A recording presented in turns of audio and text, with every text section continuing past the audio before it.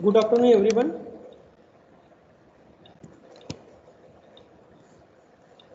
In today's lecture, I am going to discuss the consequences of lemma that we have proved in the last lecture. So, before going to write the statements of or that consequences are nothing but the I am going to write as corollaries. So, before going to write corollaries, let me write statement of lemma whose consequences we are going to discuss in today's lecture. So write this as a lemma. I want to use statement of this lemma, so I am writing here statement of this lemma. If V1, V2, Vn is a basis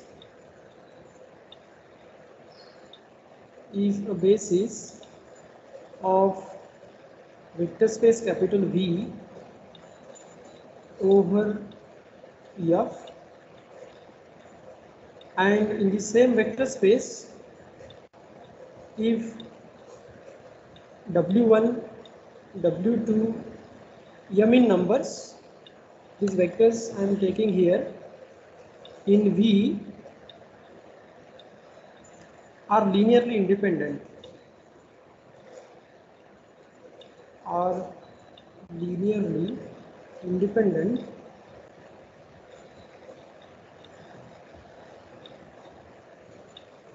independent over F, over field F, then M is less equal N. In the last lecture, we have discussed this lemma. So this lemma tells us that number of linearly independent vectors in any vector space is always less equal the number of basis elements in the basis of vector space. And now in today's lecture, we are going to write some consequences of this lemma. So I am going to write first consequence as a first corollary.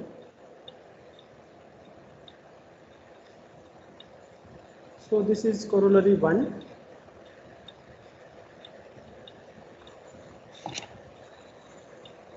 In this corollary, we are going to discuss about basis of any finite dimensional vector space.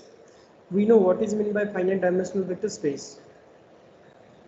Finite dimensional vector space means if any vector space have some finite subset which spans that vector space and which contains in it linearly independent element, then that finite subset is said to be the that if that vector space possesses finite subset which spans vector space V and it contains finite number of I am trying to say V as a finite dimensional. So if V is finite dimensional vector space, then there is some finite subset S which spans V. So this is the concept of finite dimensional vector space. So I am going to prove in this corollary for any finite dimensional vector space, any two bases of finite dimensional vector space have the same number of elements. In last few results, we have already proved for finite dimensional vector space, it always possesses basis. Finite dimensional vector space always possesses basis. Now, as a consequences of above lemma, I am going to prove if any two bases are there for any finite dimensional vector space, then it must contain their finite number of same number of elements in it. Okay, so this is the statement of this corollary. If capital V is finite dimensional,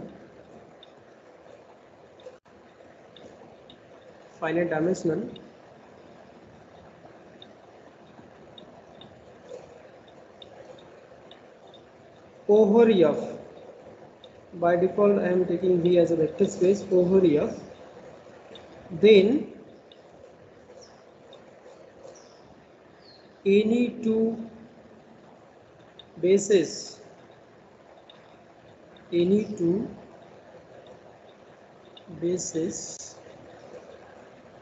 of vector space V have the same number of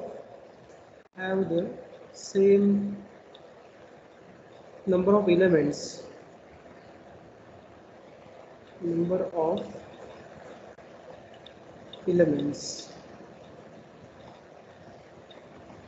Okay, this is the corollary for finite dimensional vector space. Now, with the help of above lemma,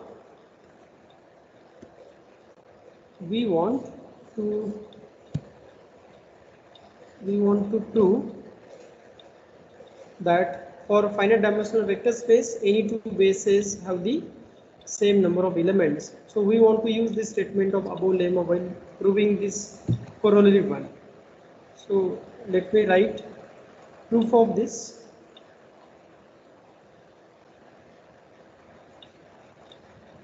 Suppose we have vector space is nothing but the finite dimensional. So write it first. Suppose that V is a finite dimensional vector space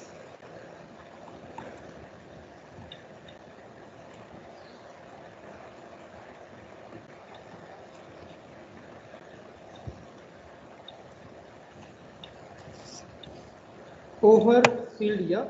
You can mention also over field F. Okay. Now we know by previous results, any finite dimensional vector space always possesses their basis. There is no need to write this. But now you can assume there are, suppose bases, any two bases are there for V, then you have to prove that two bases contains the same number of elements. So let me take any two bases of this vector space V, finite dimensional vector space V. So suppose we are calling these are the two bases. So let V1, V2, Vn. We are taking in this first basis n number of elements. Let V1, V2, Vn be the one basis of V, vector space V, and I am again taking another basis. Suppose it contains in it m number of elements,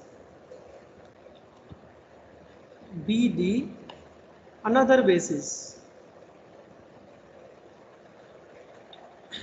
We are taking n and m general, so we don't know they are equal or not. So in general they are not same. So in first basis we are taking n number of elements. This is first basis, and second basis is nothing but the W1, W2 up to Wm. It contains, you can easily check by suffixes, it contains m number of elements, and I am calling this another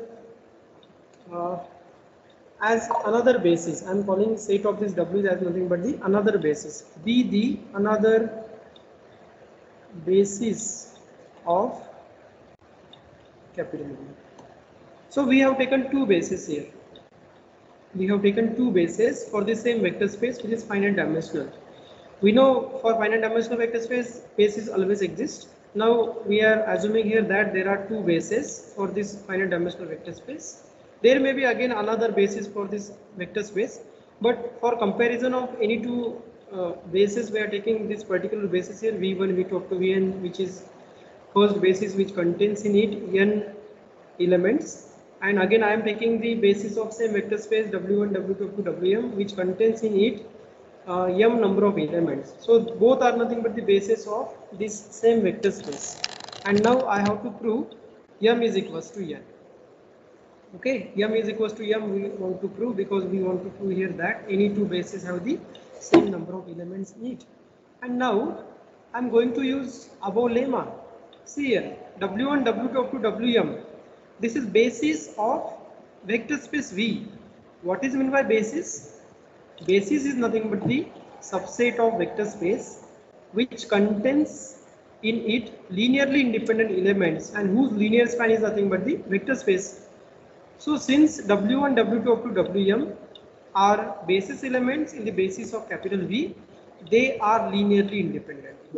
So now I am assuming here w1, w2 up to wm as linearly independent elements.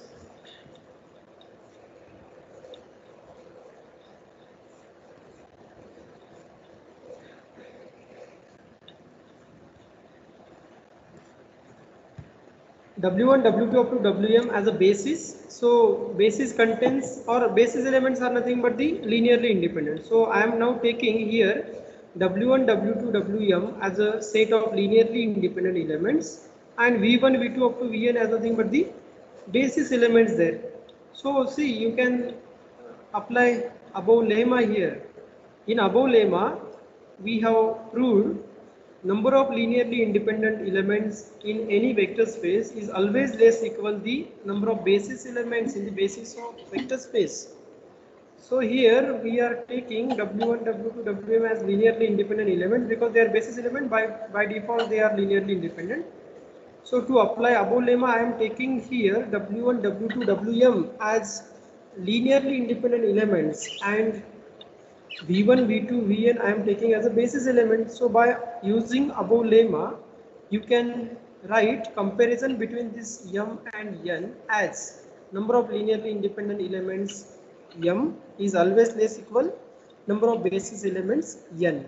Okay, so I am using above lemma here.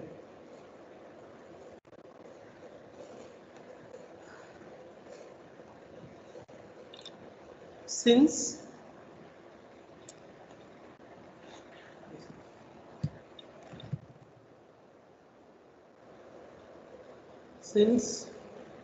w1, w2, wm are basis elements,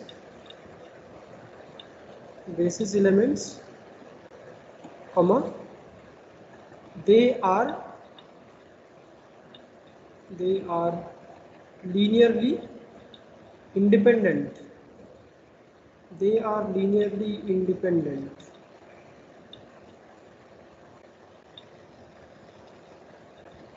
And hence by above lemma I have written statement of lemma there, so I am directly using here. By above lemma we have, so what is comparison between m and n? Because I am saying w1, w2, wm as linearly independent elements and I am comparing this number of linearly independent elements with basis elements of vector space V. How many basis elements are there? Basis elements I am taking here v1, v2 up to vn. So m is less equal n by using above lemma. Okay, so this is the use of above lemma here. And now I am going to interchange the role of V's and W's because both are bases here.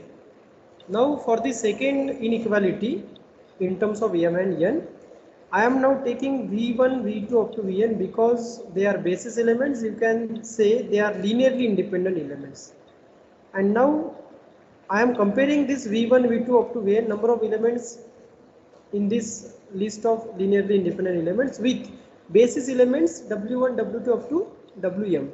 Now I am taking in the second comparison w1, w2, wm as basis elements and v1, v2 up to vn as linearly independent elements. I am not going to write now, I am directly writing their comparisons.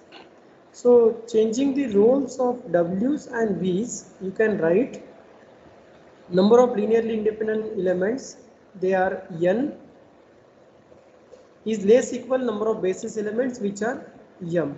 So let me write as okay. Similarly,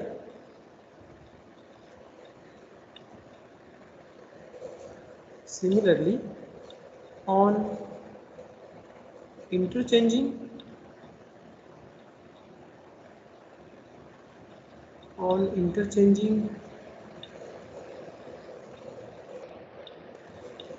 the role of V's and W's. In previous inequality, W's we have taken linearly independent and V's we have taken basis elements. I am now interchanging roles of V's and W's. That means I have to now take V's as linearly independent elements and W's as basis elements. So how many V's are there? N. And how many W's are there? M. But by above lemma, number of linearly independent elements always less equal number of basis elements. So just I am writing in this way on interchanging the role of V's and W's, comma, by above lemma again we get, okay, V's we have taken linearly independent elements, so n is always less equal number of basis elements which are W's in this case. So we get this another inequality, and using both bases as a linearly independent elements, we have obtained here two inequalities, m less equal n and n less equal m. So combining these two inequalities, you can say m is equals to n or n is equals to m. Okay, thus m is equals to n. But what are these m and n? M is nothing but the number of basis elements in one basis, and n is nothing but the number of basis elements in the another basis. But they are same. We are getting with the help of above lemma, these two numbers are nothing but the same. That means two bases in the finite dimensional vector space or two bases of finite dimensional vector space have the same number of elements. So this is the proof. So let me write final conclusion. Therefore, any two bases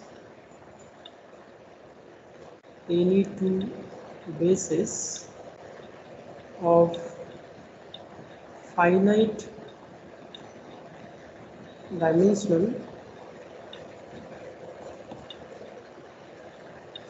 dimensional vector space,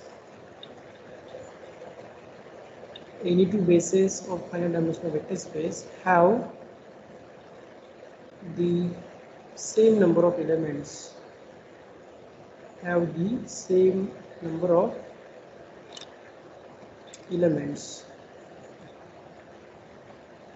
Okay, so this is the proof, first consequence of lemma. And hereafter, for finite dimensional vector space, by using this corollary, now we know that for finite dimensional vector space, any two bases have the same number of elements. So you can take any basis and you can fix the number of basis elements in finite dimensional vector space. Okay. Again, another consequence is there, which is nothing but the corollary 2. But to prove corollary 1, we want one concept or one result from exercise. So I have to prove first that exercise, and then I have to use this in the proof of corollary 2. Already we have discussed there that our Fn, that is set of order n tuples, n positions are there in order n tuple,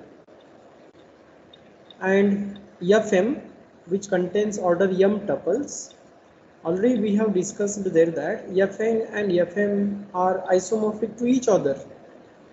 And in terms of isomorphism of Fn and Fm, we want to compare N and M again. So we have to fix again in that Fn and Fm number of basis elements. They are also fixed, but now we have proved corollary 1 that any two bases of finite dimensional vector space have the same number of elements. So Fm and Fn are nothing but the same there.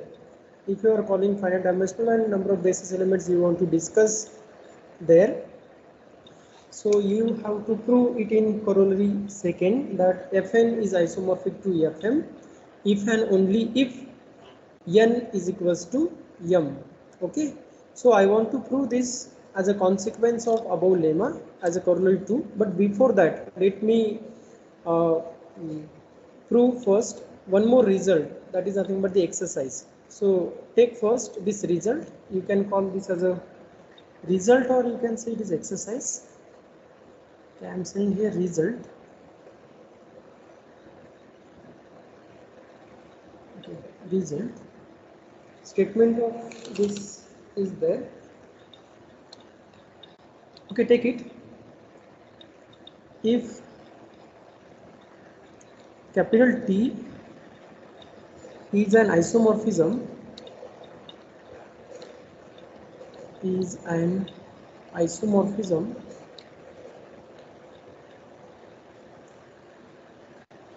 of capital V onto capital W, then prove that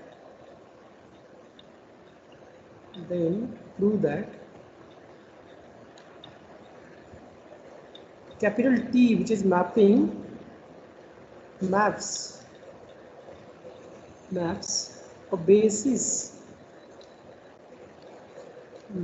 a basis of first vector space V onto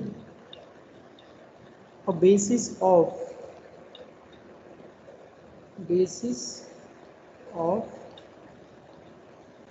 W. Okay, this is important result that I want to use in the proof of corollary second. So what is this result? We have two vector spaces, any two arbitrary vector spaces we have on the same field F. Okay, I am not mentioning here field F. By default, they are nothing but the vector spaces over the same field F. So if V and W are any two vector spaces, and if T is mapping from V to W, which is isomorphism, that means it is one-to-one, onto, and homomorphism, vector space homomorphism from V to W. Now V is vector space, W is vector space, so it has basis. And what we want to prove, if this is an isomorphism of V onto W, then we have to prove here basis of capital V is mapped to basis of capital W, and this mapping is nothing but the onto mapping. This mapping is nothing but the onto mapping, and because already T is given as a isomorphism, which is it is one-to-one also. So if you prove this T maps basis of V onto a basis of capital W, then obviously that in that mapping also T is one-to-one. That means basis of one vector space is mapped to basis of second vector space W there, that we want to prove here now. Okay, so continue to write proof of this result. So let capital V and capital W be the vector spaces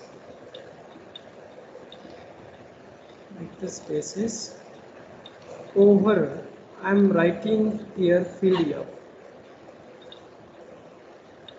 and I am continuing, and okay,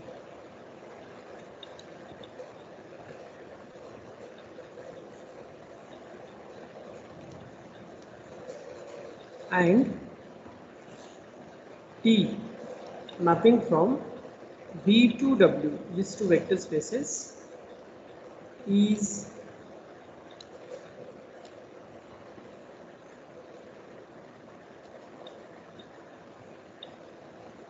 let me write and TB and isomorphism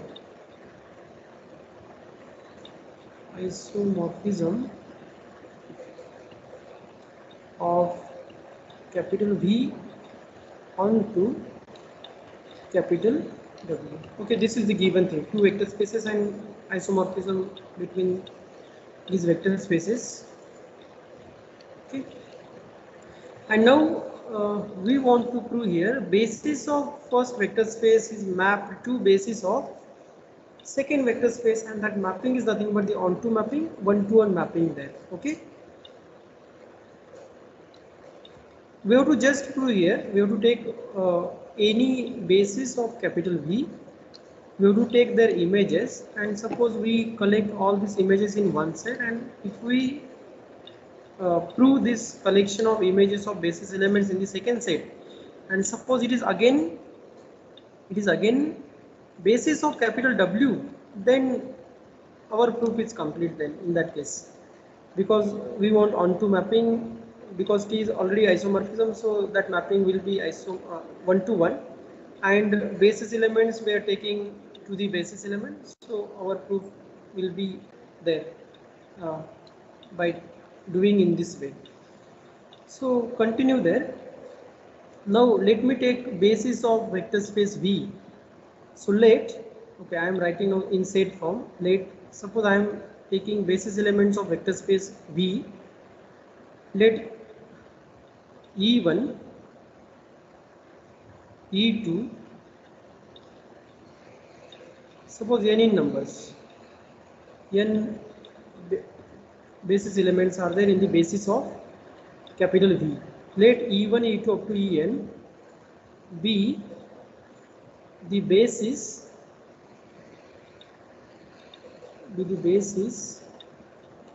of capital V.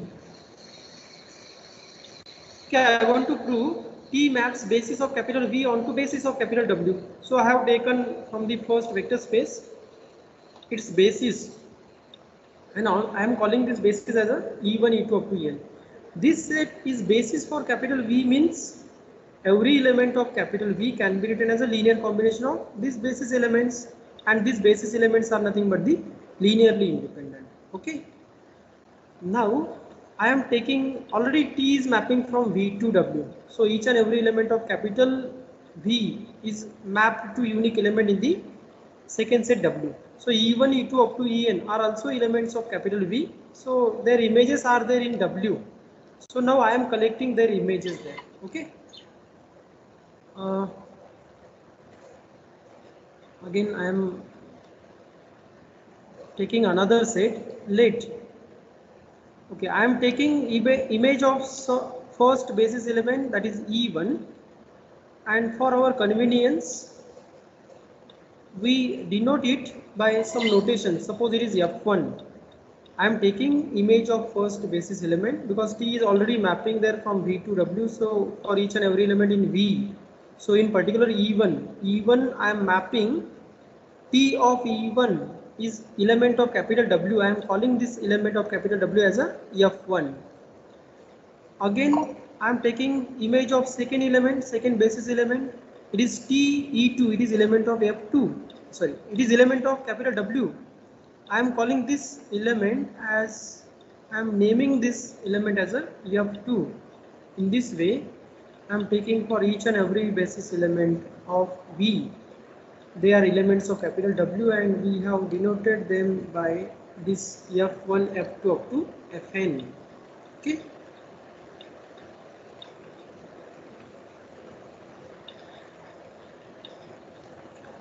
I am just writing this as a I have taken images for each basis element, and this is nothing but the subset of W. Be the subset of capital W.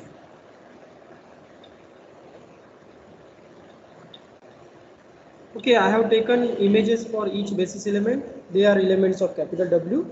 So we have this set which is nothing but a subset of another vector space capital W there.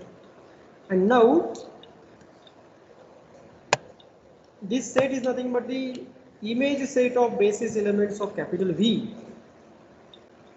If you prove this set, this subset of capital W as a basis of capital W under this capital T, with the help of this capital T, then you can say there that basis of V maps to basis of capital W, and this mapping is nothing but the one-to-one and onto there.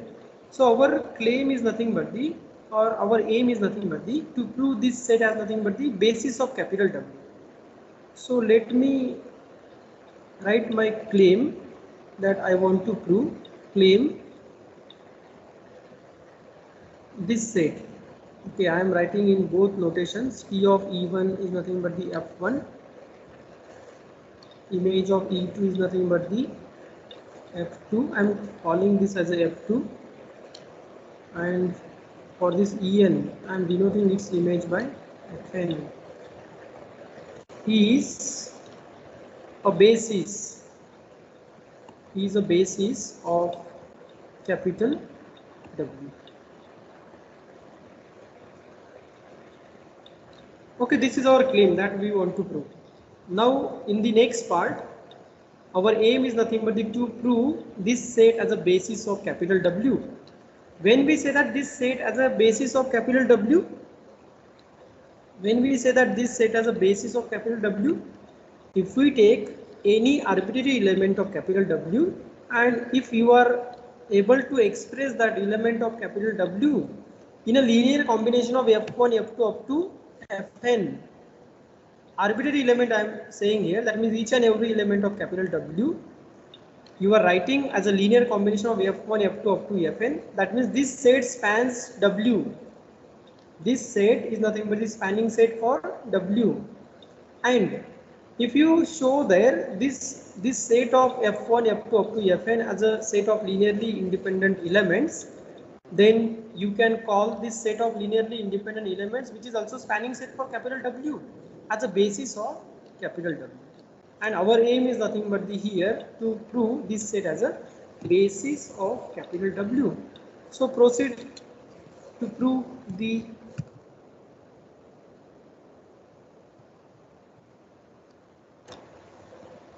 this set as a basis. So I first prove this as a, okay. So let small w is an element of capital W. Okay, I have taken one element from capital W.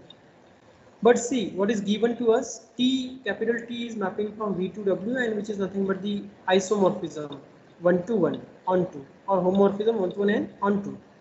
So because capital T is onto, and we have taken from second set any arbitrary element, there must exist one element in the first set whose image is nothing but this W there. Okay. Since capital T is onto mapping, capital T is onto mapping, comma, we have small v in capital such that okay, wait for a second.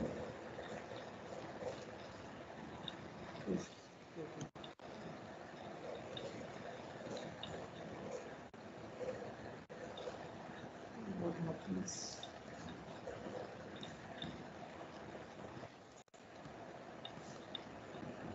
Wait for a minute. The screen is not visible.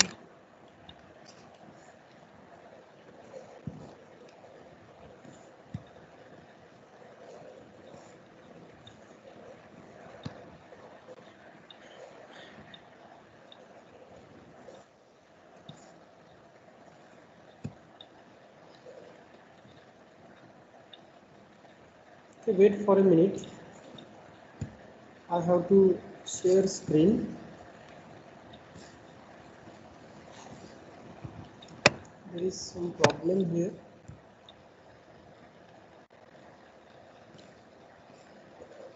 Okay, now is it visible?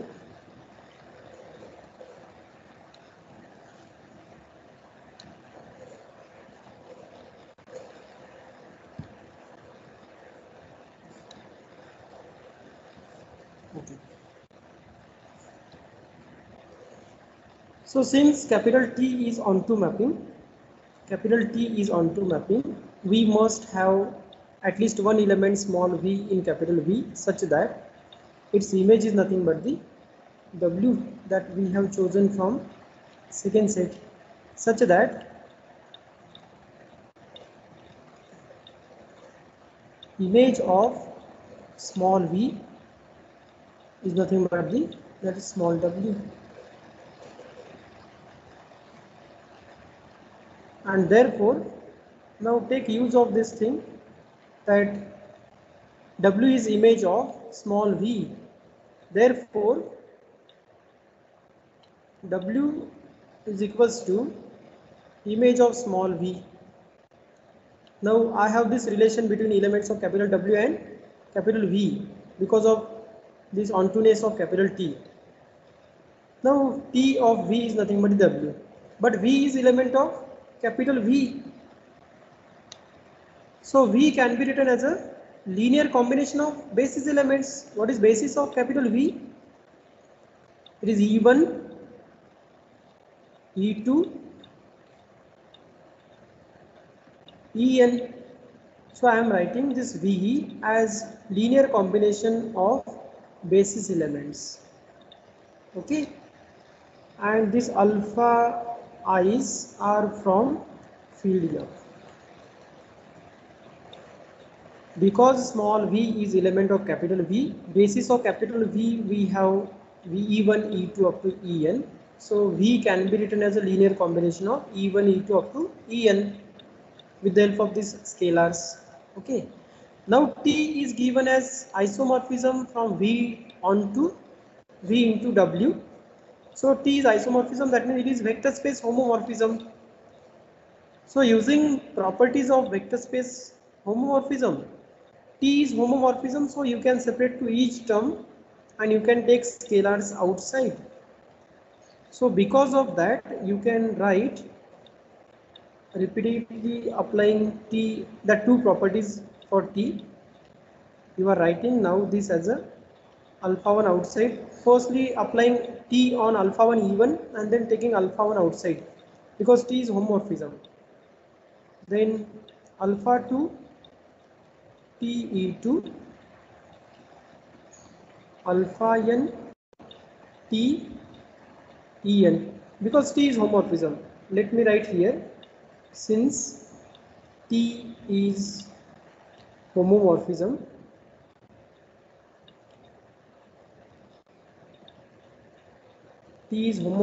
so we have, okay, I am applying T from this side. So T of U plus V you can write as T of U plus T of V, first property. And what is second property? T of, I am writing T from left side. So T of alpha U is same as alpha is outside and this T is on only this U. So with the help of these properties of homomorphism, because T is given as a homomorphism, we have applied here and we have written this. Okay, and then alpha 1 as it is, TE1 we have denoted this as F1. TE2 is element of W and TEN is again element of W and we have written this as a Fn. Okay, so small w can be written as a linear combination of these elements of capital W. That means this set of F1, F2 up to Fn spans capital W. Okay, so I am writing now, thus, sorry, let me write it properly.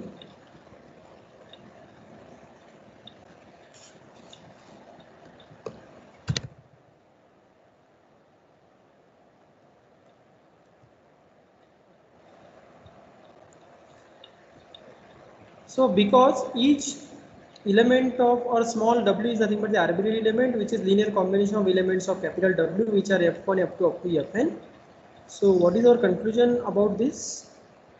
Thus, the set, which set? It is F1, F2, Fn spans capital W, because W is small w is arbitrary element and it can be written as linear combination of any subset of capital W. That means that subset spanning capital W. Every linear combination of this F1, F2 up to Fn is nothing but the element of W, or any element of capital W is nothing but the linear combination of F1, F2 up to Fn. That means this set F1, F2 up to Fn spans capital W. This is the first condition which is required to say this set is nothing but the basis of capital W. Okay. And now second thing that we want to prove that this set F1, F2 up to Fn is nothing but the set of linearly independent elements. So again try for that. Okay. Now consider for linear independentness of this F1 up to Fn, I am considering this combination. Now consider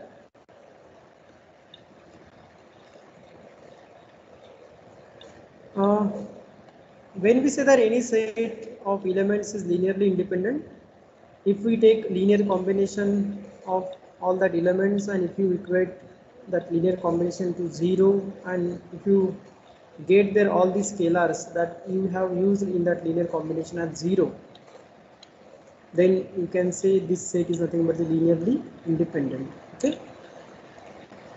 So I am considering, okay,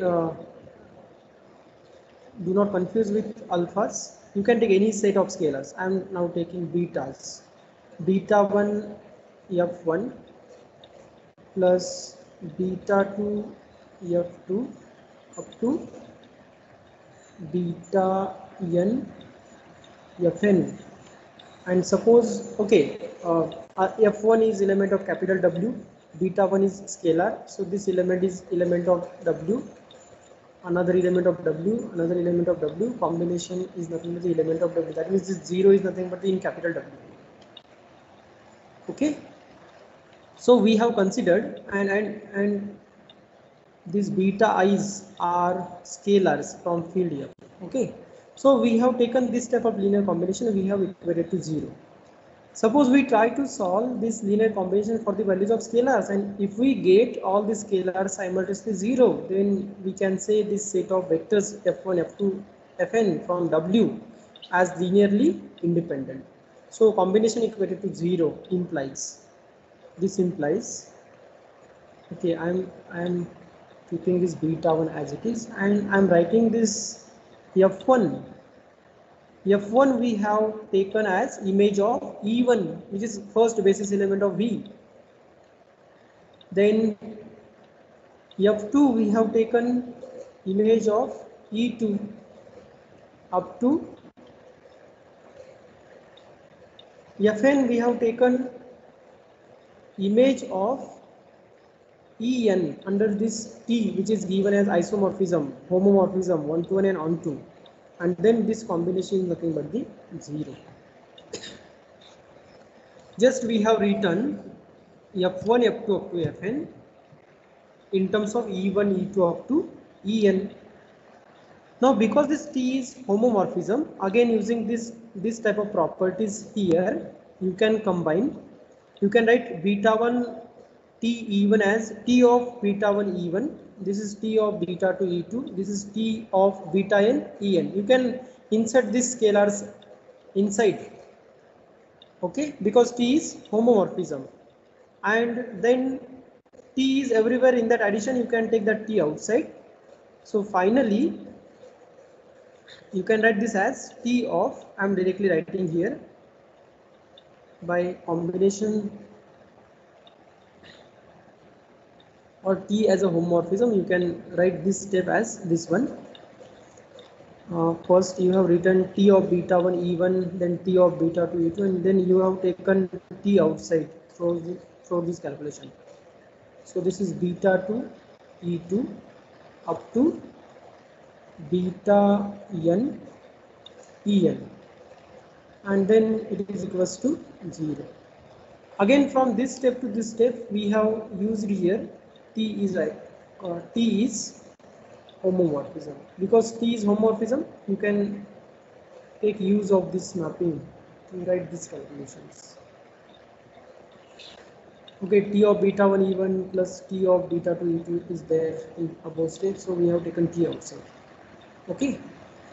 Now T of some element is equals to 0. Already we have said this 0 is element of capital W, and T of this element is nothing but the 0. So concept of kernel. Okay, so I will write in bracket after writing this. So what is meaning of this? Image of this element is nothing but the 0 under this T. That means this element belongs to the kernel of homomorphism T. So I am going to write from this that this beta 1 E1 plus beta 2 E2 up to beta n En belongs to this total element belongs to kernel of capital T. Kernel of capital T, because its image under T is nothing but the 0. So we list those elements in kernel of T whose image under T is 0. So this is element in capital V. T is different from capital V to W. So its image belongs to capital W. So we list in the kernel of T those elements of capital V whose element is nothing but the 0 in the 0 vector in the another vector space capital W. Okay. So by definition of kernel, we have there this element is nothing but the in kernel of T. But kernel of T, what is kernel of T? It is nothing but the singleton, and which is 0 because T is isomorphism. Okay, let me write here because I am providing reasons in these brackets. After writing some concept, I am providing this reason to this. Since T, we are using this. T is isomorphism. Already I have given in last few lectures this concept as an exercise, this statement as an exercise. T is isomorphism if and only if I am writing in short, its kernel is nothing but the singleton. Kernel is nothing but the singleton. You can check also. This is exercise given to you, or you can easily prove this thing. If T is isomorphism, then its kernel is nothing but the always singleton 0. Kernel of homomorphism is subset of first vector space, that is V.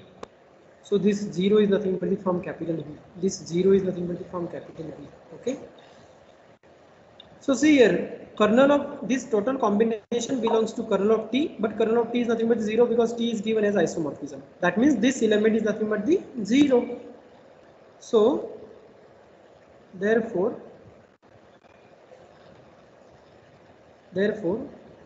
we are saying this element belongs to kernel, but kernel of T contains in it only one element, and that element is nothing but the 0 vector from capital V. So this is also vector from capital V, so it is 0. So this combination is nothing but 0. Now both elements are nothing but the elements of capital V. And what is basis of capital V? It is E1, E2, En. E1, E2 up to En are basis elements. That means they are linearly independent, and because they are linearly independent and their linear combination is equated to 0, gives us beta 1 is 0, beta 2 is equals to 0, beta n is equals to 0.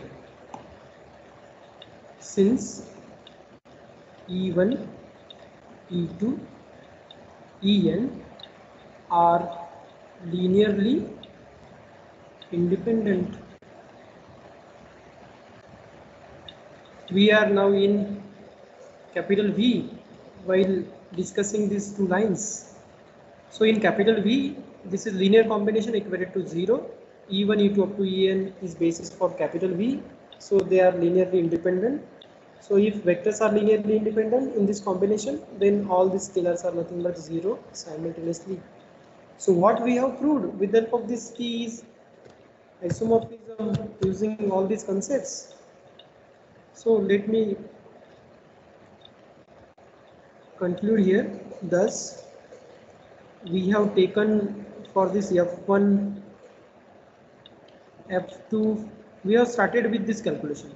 We have started with this combination, beta 1 up to beta n equated to 0, and it gives, at the last step we got there by using given things, we got there all these scalars as nothing but the 0. So in this linear combination equated to 0, we are getting all scalars as 0. But this is linear combination of which vectors? F1, F2 up to Fn, which are vectors in capital W. So these vectors are nothing but the linearly independent. Okay. Hence, using this thing, hence this set F1, F2 up to Fn is linearly independent. Linearly independent. And already, and what is F1, F2 up to Fn? We have taken this as a T of E1, T of E2, T of En. They are images of basis elements of capital V. And now we have proved in 2 steps. This is the spanning set for capital W, and this is linearly independent. So this is set of linearly independent vectors in capital W, which also spans capital W. That means this forms basis for capital W. Okay. So now I am writing here, consequently my final conclusion, consequently this set, okay, F1, but what is F1? It is T of E1, F2 T of E2, Fn is T of En, forms a basis,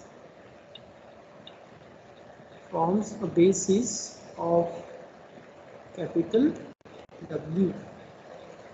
It forms basis of capital W, another vector space. So we have proved here basis of capital V mapped to the basis of capital W. We have started with basis of capital V. We have taken their images and we have collected that all images in one set, and that set of images of basis elements of capital V again forms basis of another vector space capital W. Okay, and already T is already given as isomorphism. So if you take any 2 distinct elements from the basis of capital V, then their images are also distinct in the basis of capital W. That means this mapping is 1-to-1 from one basis to another basis. And if you try to check ontoness of this capital T on basis, then for each F1, F2 up to Fn, there is at least one basis element in basis of V whose image is nothing but that element. So mapping is also onto. So we have proved that we wanted here. What we wanted to prove? Basis, if T is isomorphism of capital V to W, then that T maps basis of capital V onto capital W. So this proof is over. So let me write last conclusion. Thus an isomorphism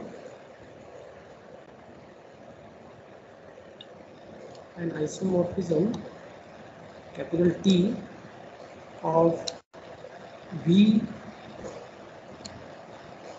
into, already it is onto, but I am writing here V into W maps basis of capital V onto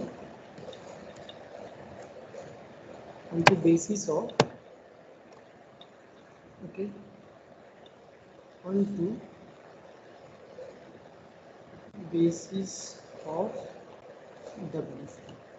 So this is the proof. Okay, we want this concept, this result in the Coriolis second.